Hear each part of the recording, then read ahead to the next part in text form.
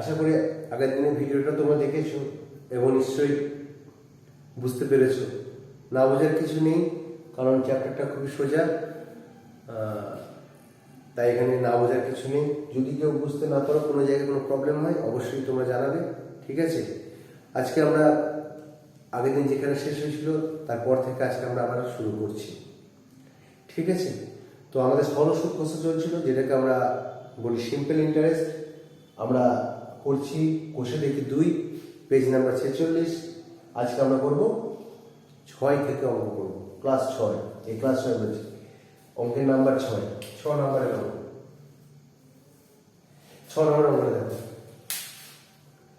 গৌতম একটি মুরগি খামার মানে যেটাকে আমরা বলি পোলট্রি ফার্ম।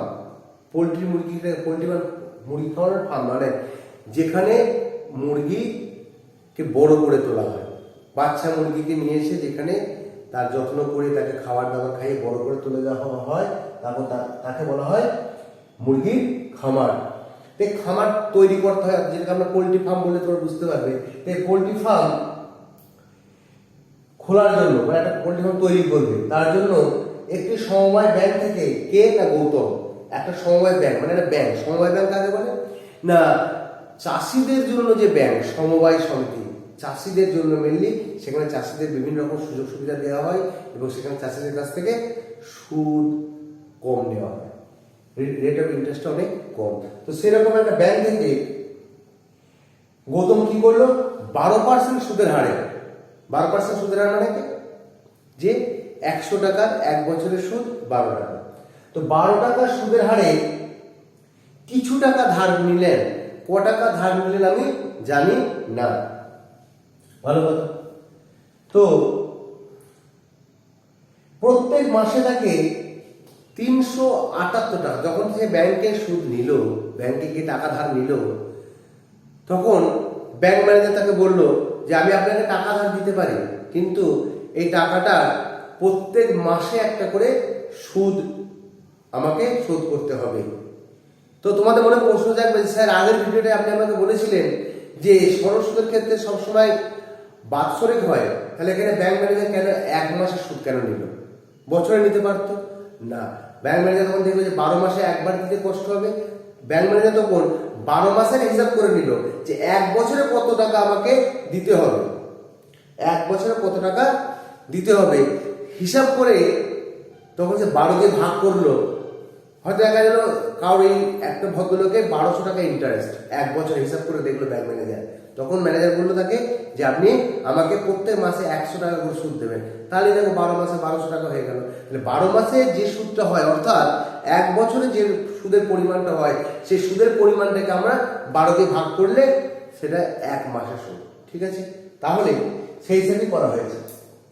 তাহলে সেই গৌতমকে যদি প্রতি মাসে 378 টাকা সুদ হিসাবে দিতে হয়, ব্যাংকে ফেরত দিতে হয়, তাহলে গৌতম কত টাকা ধার করেছিলেন দেখি। তাহলে কত টাকা ধার করেছিলেন আমি জানি না, ধরি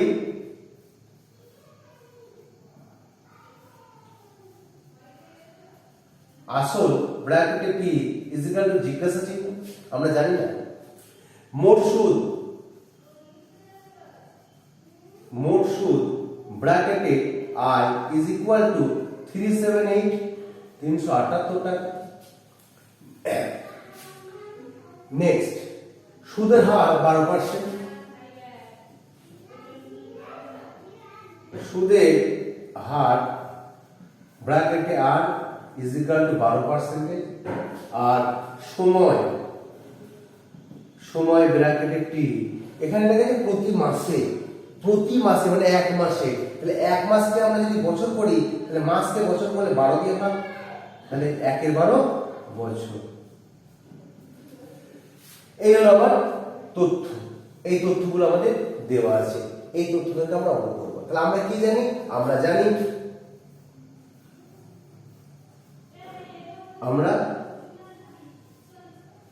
জানি যে I সমান PTR by 100, I is equal to PTR by 100। তাহলে I কত? 378 is equal to পিটা আমরা জানি না, টি কত, 1/12, টাইমটা 1/12, 1 উপরে 12 নিচে, আর আরটা কত 12%, আর 100 তলায় 100 ইন্টু 100, তাহলে দেখো 12 কেটে গেল। তাহলে কোন করে যদি গুণ করি তলায় 1 আছে, P 1 A P is equal two 378, দুটো শূন্য। তাহলে তিনি কত টাকা ধার করেছিলেন? তিনি গৌতমবাবু ধার করেছিলেন 37,800 টাকা। এই টাকাটা তিনি ধার করেছিলেন। ক্লিয়ার? তো মেইন প্রথমে আমরা কি করলাম, যে তথ্যগুলো আমরা পেয়েছি প্রশ্নে, সেই তথ্যগুলো লিখে নিলাম। এবার আমরা যেটা জানি সেইটা বসালাম, সেই সূত্রটা লিখলাম, এবং সেই সূত্রে যে 4টে চলরাশি আছে বা 4টে অজানা তথ্য আছে, অজানা সংখ্যা আছে, সেই অজানার মধ্যে 3টে দেওয়া আছে, আই এর মান দেওয়া আছে, টি এর মান দেওয়া আছে, আর এর মান দেওয়া আছে, বসালাম এবং সমাধান করে আমরা পি এর মানটা বার করলাম। এটাই হচ্ছে দিয়ে পি এর মানটা বার করলাম, সেটাই অ্যান্সার চেয়েছে এবং সেটাই অ্যান্সার হলো। ঠিক আছে, 37,800 টাকা গৌতমবাবু এই টাকাটা ধার করেছিল। তো এবার ঘুরি দেখতে পারো যে এইটা যদি পি ধরি, তাহলে আই সমান পি টি আর 100, পি এর জায়গায় 37,800, টি এর জায়গায় 1/12, আর এর জায়গায় 12% বসিয়ে দেখবে যে 3,378 টাকা তাকে সুদ দিতে হচ্ছে। ঠিক আছে, যাই হোক এটা দেখলে। এবার আমরা নেক্সট অঙ্কে যাই।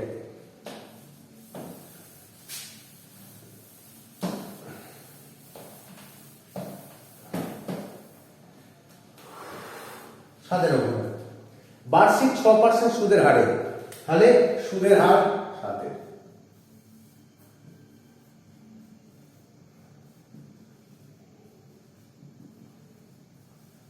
সুদের হার ব্র্যাকেটে আর ইজ ইকুয়াল টু 6%। নাম্বার 2, হারে কোন টাকা কত বছরে দ্বিগুণ হবে, আর কিছু দেয়া নেই, কোন একটা টাকা কত বছরে দ্বিগুণ হবে। তার মানে ব্যাংকের সুদের হার 6%, অর্থাৎ ব্যাংক 100 টাকা জমা দিলে 1 বছরে 6 টাকা দেবে। তো আমি কোনো একটা টাকা জমা দিলাম, কত বছর পরে ডবল হবে, অর্থাৎ আমি যদি 100 টাকা জমা দিই আমি ফেরত পাবো কত, 200 টাকা। যেহেতু ডবল হচ্ছে, তাহলে দেখো ধরি আমি 100 টাকা জমা দিলাম, ধরি আসল ব্র্যাকেটে পি ইজ ইকুয়াল টু 100 টাকা, তাহলে ফেরত পাবোটা কি, ফেরত পাবো কি 200 টাকা ফেরত পাবো। যে টাকাটা আমরা ফেরত পাই সেটা কি, সেটা সুদ না কি ফেরত পাই, সেটা ফেরত পাই আমি যে টাকাটা জমা দিয়েছিলাম এবং ব্যাংক যে টাকাটা আমাকে সুদ দিয়েছে সেই দুটোর যোগফল, অর্থাৎ সুদ আসল আমরা ফেরত পাই যখন টোটাল টাকাটা আমরা তুলে নিই। অর্থাৎ তাহলে অতএব সুদ আসল কত হবে, সুদ আসল ইজ ইকুয়াল টু 100 টাকা জমা দিয়েছি, আমার হবে দ্বিগুণ, তার মানে হবে আমার কত 200 টাকা। তাহলে আমি 100 টাকা জমা দিয়েছি, আমি ফেরত পাচ্ছি 200 টাকা, তাহলে নিশ্চয়ই আমাকে ব্যাংক 100 টাকা সুদ দিয়েছে। তাহলে সুদ, অতএব সুদ ব্র্যাকেটে I is equal to 200 minus 100 is equal to 100 টাকা। আর কি, তাহলে সুদের হার হয়ে গেল, আসল হয়ে গেল, এটা হয়ে গেল। আর আমার চেয়েছে সময়, তাহলে সময় ব্র্যাকেটে টি ইজ ইকুয়াল টু জিজ্ঞাসা চিহ্ন, তাহলে আমাকে সময়টা বার করতে হবে। তাহলে আমরা কি জানি, তাহলে আমরা জানি যে আই সমান পি টি আর বাই 100, তাহলে বা আই দেওয়া আছে, আই কত 100, আই হচ্ছে 100, পি কত, পিটাও 100, টি কত, টি হচ্ছে জানি না, আর কত রেট অফ ইন্টারেস্ট 6% আর বাই 100। তাহলে দেখো 100 কেটে গেল, 6t সমান 100, তাহলে 6t সমান 100, তাহলে বা টি সমান 100/6 সমান 50/3 বছর, 50/3 বছর। এখন এটাকে আমি এখানে করে দিই। দেখো 50/3 বছর ইজিক্যাল টু 348, 16 পূর্ণ 2/3 বছর হলো। তাহলে এটাকে মাস করলে হবে 16 বছর 8 মাস। তোমাদের অনেকে ভাববে স্যার বুঝতে পারলাম না, এই 2 এর 3টাকে 8 কি করে লিখলেন? দেখো 2 এর 3টাকে 8 কি করে লিখছি দেখেন দেখে নাও। 2 এর 3 এটা কি? এটা হচ্ছে বছর। তাহলে 2 এর 3 বছর, বছরকে মাস করে কি করতে হয়? 12 দিয়ে গুণ করতে হয়, তাহলে মাস হয়ে গেল। তাহলে 3 একে 3, 3 4 12, 4 দুগুণে 8 মাস।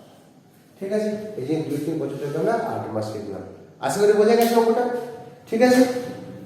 তাহলে যখন আমার এখানে শুধু দেওয়া ছিল সুদের হার, আর কিছু দেওয়া ছিল না, আর বলা ছিল আসল আমার দ্বিগুণ হবে কত বছরে, কোনো একটা টাকা জমা দিলে, যখন কোনো একটা টাকা জমা দিলে এরকম অঙ্ক করতে হয়, তখন হয় সেটাকে 100 ধরে নিতে পারি, আবার x ধরতে পারি। x ধরে কি হতো? এখানে x লিখতাম, এখানে হতো 2x, তাহলে এটা হতো শুধু x ধরে অঙ্কটা করা যায়। ঠিক আছে, গুড। আমরা নেক্সট অঙ্কে যাব। 7 হলো, এবার আমরা যাবো 8।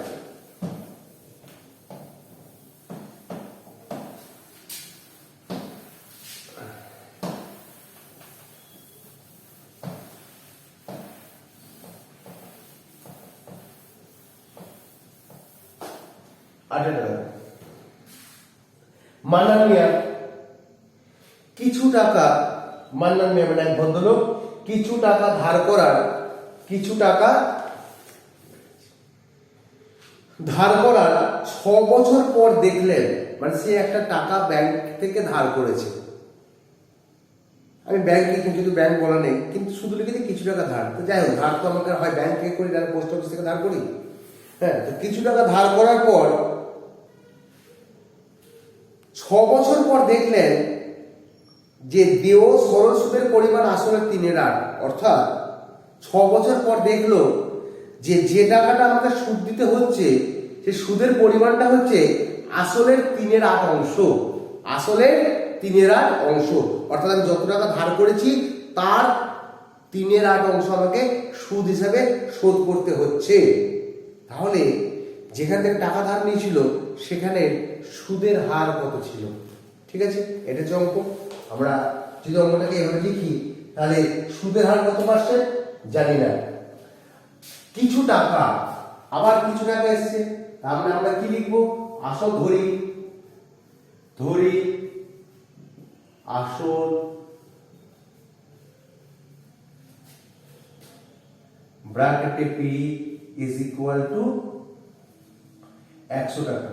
তুমি ইচ্ছা করলে 100 ধরতে পারো, আবার 100 ধরেও করতে পারো। তাহলে সুদ কত? সুদ ব্র্যাকেটে আই ইজ ইকুয়াল টু, সুদটা কত না, মানে যে টাকাটা ধার করেছে সেই টাকার 3/8 অংশ। ধার করেছিল কত টাকা? 100 টাকা। এর মানে কি গণিত? 3/8, অর্থাৎ 4 2 8, 4 25 সমান 75/2 টাকা। ঠিক আছে, হয়েছে? এই টাকাটা সে সুদ। আর কি বলেছে? সময় কত? 6 বছর। সময় ব্র্যাকেটে টাইম ইজ ইকুয়াল টু 6 ইয়ার বা 6 বছর। আর কি না, সুদের হার এটা চেয়েছি, সুদের হার ব্র্যাকেটে আর এটা চেয়েছি। ঠিক আছে, তাহলে আমরা জানি কি একই ব্যাপার, একই অঙ্ক সবসময় হচ্ছে যে আমরা জানি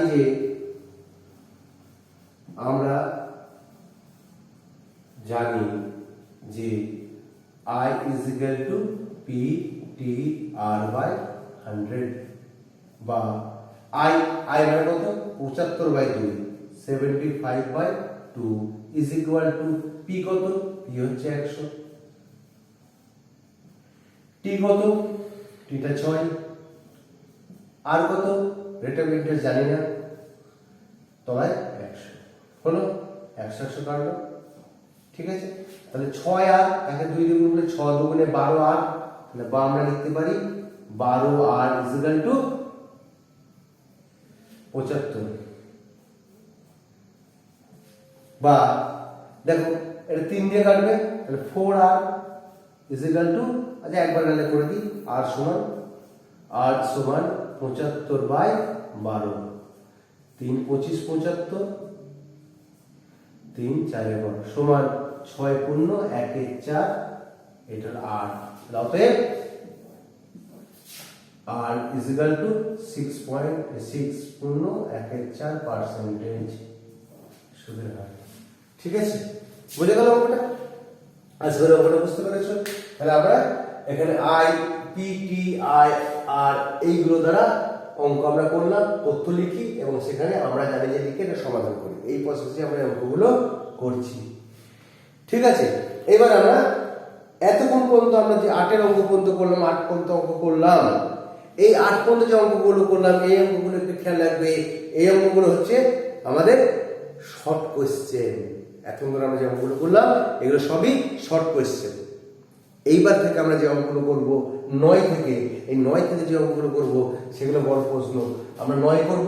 তবে আমি যে অঙ্কগুলো আমি করাচ্ছি এই অঙ্কগুলো তোমরা ফের খাতায় টুকবে, আর বাকি যে অঙ্কগুলো আমি করাচ্ছি না সেগুলো তোমরা অন্য রাফ খাতায় প্র্যাকটিস করবে। যদি না পারো আমাকে বলবে, আর যে অঙ্কগুলো করছি এগুলোকে ভালো করে করবে। কারণ আমি এটুকু তোমাকে বলতে পারি যে আমি যে অঙ্কগুলো করাচ্ছি অঙ্ক মাধ্যমিক পরীক্ষার এর মধ্যে থেকেই আসবে, এর বাইরে থেকে আসবে না। কিন্তু অন্য অঙ্কগুলো প্র্যাকটিস করতে হবে, কারণ যত অঙ্ক প্র্যাকটিস করবো তত আমাদের ধার ভার সবই বাড়বে। ঠিক আছে, ঠিক আছে। তাহলে নেক্সট অঙ্ক আমরা করি 9।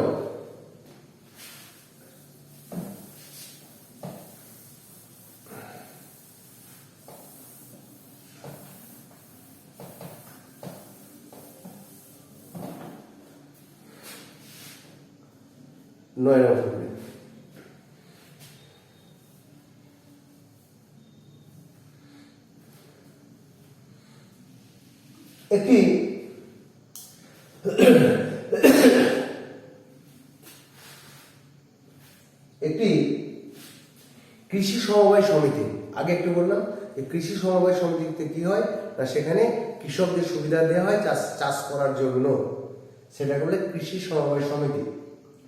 তাদের সদস্যদের তাকে সেখানে একটা সদস্য হতে হয়। তো সেখানে ক% ইন্টারেস্ট দেওয়া হয়? 4%। অর্থাৎ কৃষি সমবায় সমিতি থেকে যদি কেউ 100 টাকা ধার করেন সেই সদস্যদের মধ্যে, তাহলে তাকে 1 বছর শেষে কেবলমাত্র 4 টাকা সুদ দিতে হয়। কিন্তু অন্য ব্যাংক, যে স্টেট ব্যাংক বা অন্যান্য যে সমস্ত ব্যাংকগুলো আছে, সেই সমস্ত ব্যাংকগুলো থেকে যদি ধার করা হয় তাহলে সুদ দিতে হয় 7.4%। 7.4% একজন কৃষক। তাহলে দেখো, আমি যদি এমনি ব্যাংক থেকে ধার করি তাহলে আমার 100 টাকায় আমাকে সুদ দিতে হবে 7 টাকা 40 পয়সা। আর আমি ব্যাংক থেকে না নিয়ে যদি আমি কৃষি সমবায় সমিতি থেকে টাকা ধার করি তাহলে আমাকে 100 টাকায় দিতে হবে 4 টাকা। তাহলে আমাকে 100 টাকা সমবায় সমিতি থেকে না ধার করে যদি ব্যাংক থেকে ধার করি তাহলে আমাকে 3 টাকা 40 পয়সা সুদ আমাকে বেশি দিতে হবে 100 টাকায়। ঠিক আছে, বুঝতে পারছো নিশ্চয়ই যে 100 টাকা আমি যদি অন্য ব্যাংক থেকে করি তাহলে আমাকে 3 টাকা 40 পয়সা বেশি সুদ দিতে হবে। তো আমি যদি 5,000 টাকা, এরকম যদি 5,000 টাকা যদি আমি ব্যাংক থেকে সমবায় সমিতি থেকে না ধার করে যদি আমি ব্যাংক থেকে ধার করতাম তাহলে আমাকে কত টাকা বেশি সুদ দিতে হবে? দেখো, আমরা যদি সোজা নিয়মে করি একটুখানি, তাহলে দেখো উভয় ক্ষেত্রে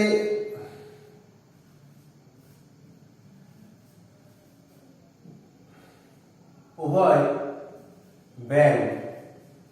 ব্যাংকে সুদের হারের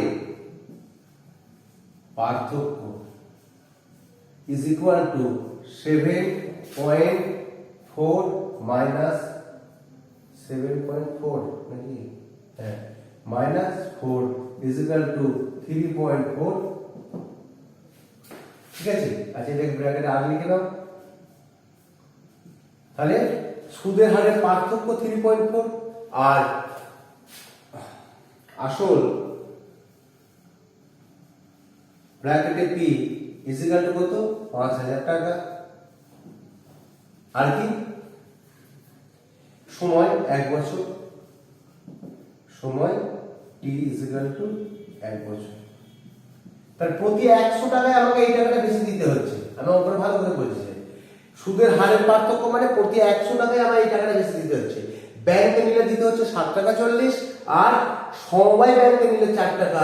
প্রতি 100 টাকায় আমাকে এই টাকা বেশি দিতে হয়, তাহলে 5,000 টাকায় কত বেশি দিতে হবে? এটা হচ্ছে আমার অঙ্ক। ক্লিয়ার? তাহলে আমি জানি আই সমান পিটিআর বাই 100, তাহলে সুদ ব্র্যাকেটে আই ইজিক্যাল টু জিজ্ঞাসা চিহ্ন। ঠিক আছে, সুদের পার্থক্য মানে সুদটা এবং পার্থক্য, সুদের পার্থক্য। ঠিক আছে, তাহলে আমরা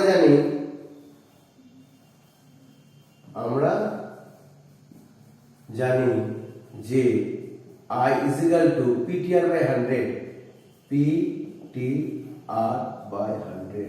তাহলে আই সমান কত? আই ইজিক্যাল টু পি হচ্ছে 5,000, টি হচ্ছে 1, আর হচ্ছে 3.4 বাই 100। দুটো শূন্য কেটে গেল, তাহলে 5 দিয়ে গুণ করি, 5 3 15 16 17, 170 টাকা। তাহলে আমরা কি দেখলাম? যে যদি সেই ব্যক্তি সমবায় সমিতি থেকে টাকা ধার না করে যদি ব্যাংক থেকে টাকা ধার করে, তাহলে তাকে 170 টাকা বেশি দিতে হবে। ঠিক আছে, ঠিক আছে। এবার তুমি বলতে পারছো এই অঙ্কটা অন্যভাবে করতে, সেটা বড় হবে, তখন দুদিকে করতে হবে। একদিকে লিখতে হবে সমবায় সমিতি, একদিকে লিখতে হবে ব্যাংক। দিয়ে এখানে আই সমান পিটিআর বাই 100 করবে, এখানে আই সমান পিটিআর বাই 100 করবে, এই দুটো সুদ বেরোবে, সেটা বিয়োগ করতে হবে। আর আমি একটা করে আমি উত্তর বার করলাম। এই ক্ষেত্রে কি করতে হবে? সমবায় সমিতিতে 5,000 টাকা জমা দেবে। সমবায় সমিতির সুদের হার হচ্ছে 4%, সমবায় সমিতির সময় হচ্ছে 1, সেখানে সুদ বার করবো। আবার ব্যাংকের ক্ষেত্রে আসল 5,000, ব্যাংকের ক্ষেত্রে সুদের হার 7.4%, ব্যাংকের ক্ষেত্রে সময় 1 ইয়ার, দিয়ে সেখান থেকে আমরা আয় বার করতে হবে, সুদ বার করতে হবে। যে দুটো সুদ বেরোবে তাদের পার্থক্য বিয়োগফল করে আমাকে বার করতে হবে, এটা উত্তর আসবে। তবে এটা একবারে করলাম, এটা আমাদের ছোট হলো একটু এবং টাইম একটু আমাদের বাঁচলো। আর এইটা করলে আমাকে দুটো করে করতে হতো। ঠিক আছে, তাহলে এই পর্যন্ত করালাম। আজকে 9 পর্যন্ত করালাম। 10টা শর্ট কোয়েশ্চেন, 11টা শর্ট কোয়েশ্চেন, 12টা শর্ট কোয়েশ্চেন। 1 থেকে 12 মধ্যে সব অঙ্ক শর্ট কোয়েশ্চেন, শুধুমাত্র 9 বাদে 1 থেকে 12 পর্যন্ত সবগুলি কিন্তু শর্ট কোয়েশ্চেন মাথায় রাখবে। যে কোষে দেখি 2-এর যেটা 46 পাতায় আছে, 1 থেকে 12 পর্যন্ত অল শর্ট কোয়েশ্চেন এক্সেপ্ট 9টা হচ্ছে বড় কোশ্চেন, বাদ বাকি সবই শর্ট কোশ্চেন। এবার 13 থেকে একবারে বড় প্রশ্ন আমাদের চলে আসবে, মাথায় রাখবে। এগুলো পাশে লিখে রাখবে, এগুলো শর্ট কোশ্চেন, এগুলো ব্রড কোশ্চেন। আর আমরা যখন অঙ্ক করবো তখন ব্রড কোশ্চেনগুলো আগে টুকে নেবো, তারপর শর্ট কোশ্চেনগুলো টুকবো। ঠিক আছে, এইভাবে আমরা প্র্যাকটিস করবো। ক্লাস এই পর্যন্ত থাক, আবার নেক্সট দিন আবার পরের অঙ্কগুলো করবো। আর কেমন লাগলো জানাবে, কমেন্ট করে জানাবে যে কে অসুবিধা হচ্ছে কিনা। ভালো লাগলেও বলবে, আবার যদি অসুবিধা হয়, খারাপ লাগে, তাহলেও বলবে স্যার আমি এইখানটা বুঝতে ভুলে এখানে পারিনি। যেটা তোমাদের মনে হবে তোমরা সেটা কমেন্ট করে জানাবে। ঠিক আছে, তো বেশ, যাই হোক, তাহলে বুঝতে পারবো যে তোমরা ভিডিওগুলো দেখছো। কমেন্ট করবে, তাহলে বুঝতে হবে তোমরা ভিডিওগুলো দেখছো। এটা সব থেকে ভালো সুবিধা হলো যে আমি চাইবো যে তোমরা প্রত্যেকে কমেন্ট করো, ভালো হোক খারাপ হোক যেমনই লাগুক তোমরা কমেন্ট করবে, জানাবে। ফেসবুকে হয়, ইউটিউবে যে কমেন্ট বক্সটা আছে সেখানে জানাবে। আর প্রবলেম হলে অবশ্যই বলবে, আমি অবশ্যই সেগুলো করবো। ঠিক আছে, আজ ভালো থেকো, সুস্থ থেকো এবং পড়াশোনাটা টেনে যেমন উঠেছো, প্রথম থেকে পড়াশোনা স্টার্ট করে দাও, দেখবে তোমাদের রেজাল্ট খুবই ভালো হবে। ম্যাথ নিয়ে কোনো চিন্তা নাই, যদি ভরসা থাকে আমার প্রতি, কোনো টেনশন নাই, অবশ্যই তোমাদের রেজাল্ট ভালো হবে আমার প্রতি এবং আমাদের স্কুলের প্রতি অবশ্যই। কারণ আমিই করাক, আর নুরুল স্যারই করাক, আর মোস্তফা স্যারই করাক, যেই করাক, আমাদের সবাই একটা আমরা দল, এটা যেন মাথায় রাখবে, আমরা একটা ফ্যামিলির মতো, আর তোমরা সেই ফ্যামিলির একটা ছোট ছোট মেম্বার। তোমাদের যেন ভালো হলে আমরাও খুশি হবো, তোমার আব্বা মারাও খুশি হবে। ভালো থেকো, সুস্থ থেকো, গুড নাইট।